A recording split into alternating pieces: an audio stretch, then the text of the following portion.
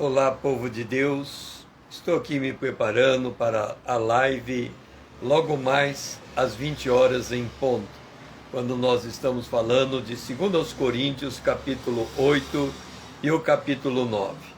O meu nome é César Azevedo. Eu estou há pouco tempo aqui no Instagram. Algum tempo atrás eu comecei a fazer apresentar um desenvolvimento dos comentários do Evangelho de João, e eu tenho publicado verso a verso há mais de 700 dias atrás, ou 600 dias atrás, não sei dizer. Já estou no capítulo 8 do comentário de João, e depois comecei a trabalhar com lives, fazendo a Manhã com Deus, e também à noite fazendo os comentários de 2 Coríntios, capítulo 8, capítulo 9. Talvez você me pergunte de onde você veio e por que você está aqui falando das coisas de Deus. Eu nasci em Dourados, Mato Grosso do Sul, me converti aos 18 anos e há uma singularidade na minha conversão. Eu me converti sozinho lendo a Bíblia. Isso significa que os elementos que me levaram à conversão, em que pese o fato de terem sido homens de Deus, mas eles vieram sem a fala, sem o contato pessoal. Primeiro eu recebi uma instrução de uma religiosa, de uma freira, quando eu fiz a primeira comunhão, e ela colocou para mim o seguinte: se você quer conhecer a vontade de Deus, leia a Bíblia. E se você ler a Bíblia e encontrar erro, a Bíblia não tem erro, o erro está em você. Aquela senhora me deu uma diretriz que norteia toda a minha caminhada com Deus. Quando eu preciso resolver algo, em qualquer esfera da minha vida, é na Bíblia que eu procuro a solução. Depois eu recebi a Bíblia dos Gideões.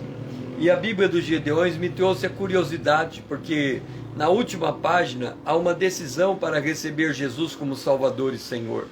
Eu fiquei me perguntando, por que eu tenho que receber Jesus como Senhor e Salvador? Então eu tomei a decisão que eu só assinaria aquela parte da Bíblia no dia que eu soubesse essa resposta. E assinei só a primeira parte, na primeira página, ofertado A, coloquei meu nome, mas fiquei de procurar saber o que é esse negócio de aceitar Jesus como Salvador. Os anos se passaram, eu tive a oportunidade de morar nos Estados Unidos, e um dia eu fui a uma livraria e encontrei um livro de Tim LaHaye, Como Estudar a Bíblia por Você Mesmo. Comprei aquele livro, voltei para o Brasil, passou-se mais um ano, e aí um dia eu falei assim: hoje eu vou entender por que eu tenho que aceitar Jesus como Salvador. Fui para o quarto da casa onde eu estava, que era na casa da minha tia. Entrei no meu quarto, peguei a Bíblia dos Gideões, com a pergunta lá no final. Peguei o livro de Tim LaHaye.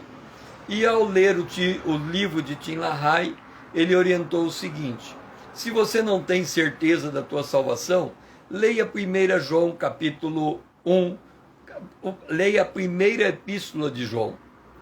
E aí eu peguei a Bíblia e comecei a ler a Epístola de João. E li o capítulo 1, o verso 8 e o verso 9. Quando eu cheguei no verso 8, estava escrito: se você disser que não tem pecado, você é mentiroso. A verdade não está em você, quer dizer, você é mentiroso. Mas se você confessar os teus pecados, ele é fiel e justo para perdoar os teus pecados e purificar de toda iniquidade. Eu fiquei me perguntando. Eu disse assim: Deus, eu acho que eu não tenho pecado. Eu não roubo, não mato, não furto, não adultero, não tem pecado. Mas aqui está dizendo que se eu disser que eu não tenho pecado, eu sou mentiroso, a verdade não está em mim. Mentira é pecado. E então o salário do pecado é a morte. Nessas condições eu preciso de alguém que me salve da morte. Então agora eu entendi que eu preciso de Jesus para me salvar dos meus pecados e da morte. Então naquele dia eu fiz a oração aceitando Jesus como meu Senhor e Salvador. Isso aconteceu em 1979. Depois dali, eu saí do meu quarto, achei que nada tivesse acontecido. Não vi nenhuma mudança em mim, nada que eu pudesse dizer que aquela decisão que eu tomei e assinei a Bíblia naquele dia e tinha feito alguma coisa comigo. Eu saí dali. Isso era o ano de 1979. No ano seguinte, 1980, eu passei por uma experiência em meados de agosto e setembro de 1980, que foi tão traumática na minha vida, que quando meu pai me encontrou naquela situação, eu precisei fazer um tratamento de sonoterapia, para que a minha mente voltasse ao normal. E aí eu lembrei da palavra da freira.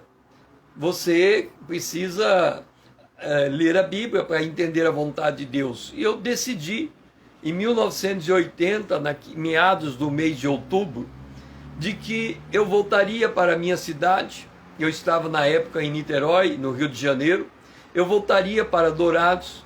Eu estava fazendo economia em Niterói, iria transferir para a administração de empresa em Dourados, ficar perto da minha família.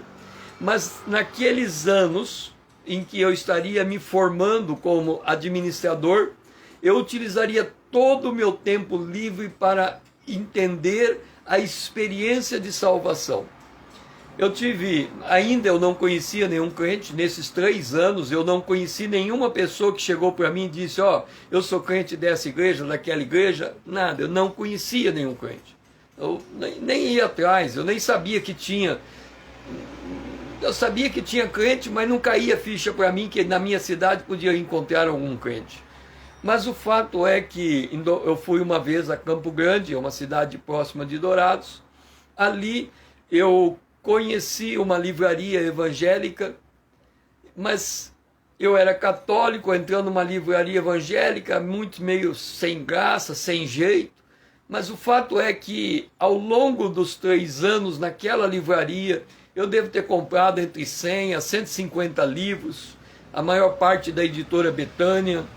E aqueles livros e o estudo da Bíblia, eu comecei a buscar entender as doutrinas da palavra de Deus.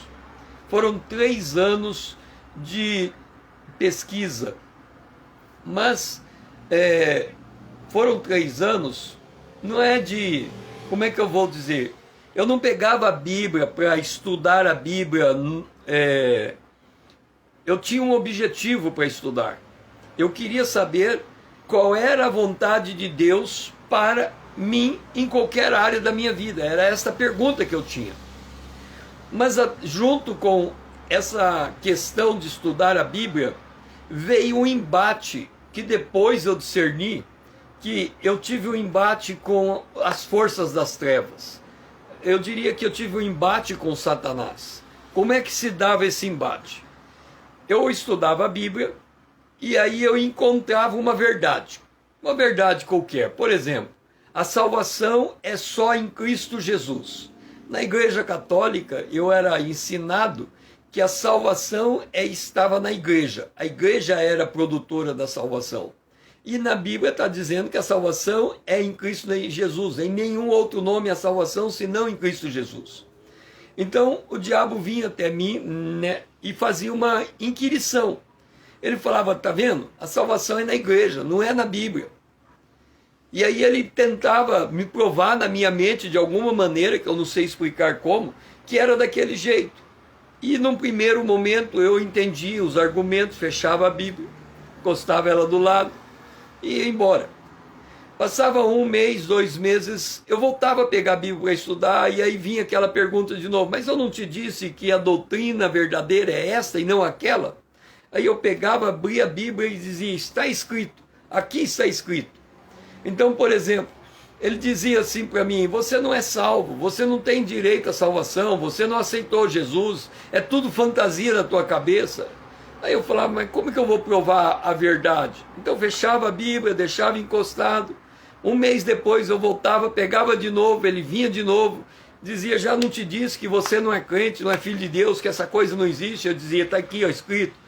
A todos quanto receberam, Deus deu-lhes o poder de ser chamado filho de Deus, aos que creem no seu nome. E assim foram os embates. E aí os embates foram aumentando de intensidade. E aí eu me lembro claramente do último embate. O último embate, eu estava estudando a Bíblia e veio uma palavra na minha mente dizendo: vai em tal lugar e lê o que está escrito lá. Eu abri a Bíblia e estava escrito assim: quem muito é dado, muito será exigido. Aí essa voz disse assim para mim: mas você está estudando muito a Bíblia e você vai ser cobrado demais. Como que você vai dar conta dessa cobrança? Então eu cheguei à conclusão que estava certo, estava escrito ali: quem muito é dado, muito será exigido. Logo, quem pouco recebe, pouca exigência tem. Fechei a minha Bíblia e falei: concordo, vou parar de estudar, porque quem muito é dado, muito vai ser exigido. Eu não vou dar conta do recado. Aí passou mais uns dias, uns meses talvez, eu peguei a Bíblia de volta, e aí veio aquela voz de novo e disse: já não te disse que quem muito é dado, muito será cobrado? Eu peguei e abri o livro, o texto bíblico, onde estava escrito isso, realmente está escrito aqui: quem muito é dado, muito será cobrado. Só que tem uma coisa, e eu quero deixar isso bem claro: quem dá é Deus, quem cobra é Deus, e a quem eu devo dar satisfação é a Deus. Mas como você está colocando isso para mim, que quem muito é dado, muito será cobrado, agora eu faço um desafio. De Gênesis a Apocalipse, não terá nada na Bíblia que eu não vou vasculhar. Tudo que é possível conhecer das Escrituras eu vou conhecer. E aí eu quero ver o que você vai dizer, porque já que Deus que vai me cobrar, se ele me cobrar, ele me dá a capacidade. E de Gênesis a Apocalipse eu vou estudar todos os livros da Bíblia. E aí foi aquele último embate, ele se retirou e eu não tive mais embate dessa natureza. Mas depois disso veio o Espírito Santo me dizendo que eu devia fazer um seminário teológico. Eu falei: mas eu fazer um seminário teológico? Eu sou católico, ser padre não está fora de cogitação, nem brincar, não vou ser padre de jeito nenhum. Mas aí a insistência do Espírito: você vai fazer um seminário teológico, foi muito forte. E aí eu tentei fazer uma pegadinha com o Espírito Santo. A única jeito de explicar isso, uma pegadinha. Como eu lia muito material da editora Betânia, eu sabia que lá em Minas Gerais, a editora Betânia, o grupo Betânia tinha um seminário teológico. Aí eu disse assim para Deus: já que você quer que eu faça um seminário teológico, já que o senhor quer, eu aceito fazer o seminário teológico, desde que seja lá em Minas Gerais, na Betânia. Mas eu sabia que eu não tinha condição de ir lá. Eu estava trabalhando, eu tinha um negócio com meu pai, eu era sócio dele. Então, para eu poder ir para Betânia, eu tinha que terminar a sociedade, tinha que fazer um monte de mudança, nada daquilo seria possível. Então, é isso que eu falo, que era uma pegadinha com o Espírito Santo, era um jeito de falar: para de me importunar, se for lá eu vou, se não for lá eu não vou. Então, mais ou menos dessa maneira. Um dia eu estou entrando na minha cidade, Dourados, e vejo uma placa: Seminário Teológico Batista no Olema, 2 km. Eu parei o carro diante daquela placa, olhei, falei: mas não é possível, um seminário teológico na minha cidade. Aí eu olhei para a placa, 2 km, a placa ficava na entrada da cidade. Para o lugar que ela apontava, 2 km, dava na periferia da cidade. Aí eu pensei: do jeito que está apontado 2 km aqui, é uma periferia. Se é periferia, eu imagino que o seminário vai ser uma casa de madeira, acabada. Vai ser fácil convencer o Espírito Santo que eu não devo estudar naquele seminário. Está fora de cogitação. Eu vou até lá, vou encontrar uma casa de madeira. Aí eu digo para o Espírito Santo: é casa de madeira, eu não vou fazer um seminário a casa de madeira. Cheguei no seminário e, para minha surpresa, eram 2 terrenos de 100 metros por 100 metros, 10 mil metros quadrados. No primeiro terreno tinha um pavilhão de 2 andares, 2 pavilhões de 2 andares laterais, um pavilhão que era um refeitório, no fundo a casa que era a casa do Deão. No outro quarteirão tinha 2 pavilhões que eram aposentos de casados, e uma casa que era a casa do deão do seminário, me parece. E a hora que eu olhei tudo aquilo, eu falei, agora, se eu falar para o Espírito Santo que eu não vou fazer o seminário, ele sabe que eu estava fazendo uma pegadinha com ele, e aí o que eu vou fazer? Não tem como. Diante dessa situação, não resta outra maneira senão eu ir até o seminário. Mas aí eu pensei comigo, é o seguinte, ali é o seminário evangélico, eu sou católico, então eu vou fazer um jeito que eu não vou conseguir fazer o seminário. Eu vou até lá e digo para o reitor do seminário, eu quero fazer o seminário aqui, mas eu não vou sair da igreja católica. E aí eles não vão aceitar eu como seminarista. E está explicado que eu não posso estudar teologia. Isso foi no ano de 1983, 79, 80, 81, 82, 83. Então o primeiro cristão que eu conheci foi o reitor do Seminário Teológico Batista no Wallerman. E aí eu cheguei até ele e falei, olha, eu aceitei Jesus como Salvador, se você quiser julgar minha fé, você pega a Bíblia, faz a pergunta que você quiser, que eu consigo provar para você, de acordo com a Bíblia, que eu sou novo convertido, que eu sou filho de Deus. E eu vim aqui para fazer o seminário, mas não pretendo sair da igreja católica, eu não sei como é que vocês vão fazer. Eles se reuniram e decidiram me aceitar como aluno, por experiência, 6 meses, e depois eu escolheria uma igreja evangélica e me matricularia efetivamente no seminário. Para encurtar a história, eu tomei a decisão de que, e eu já sabia que eu precisava disso, que eu seria batizado nas águas antes de ser matriculado como aluno. Então eu me dirigi ao reitor do seminário, ele me levou ao pastor de uma igreja batista, e ali aquele pastor tomou a decisão de me batizar no dia 5 de fevereiro de 84. E aí, dia 5 de fevereiro, eu fui batizado nas águas. No dia 15 de fevereiro, eu me tornei aluno batista no seminário. Eu era, então, membro de uma igreja batista e aluno batista no seminário.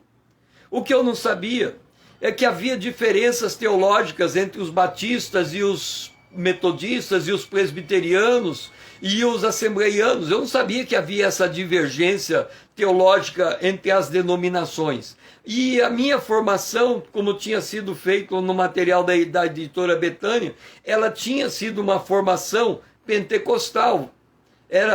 Eu tinha aprendido na escola do Espírito Santo.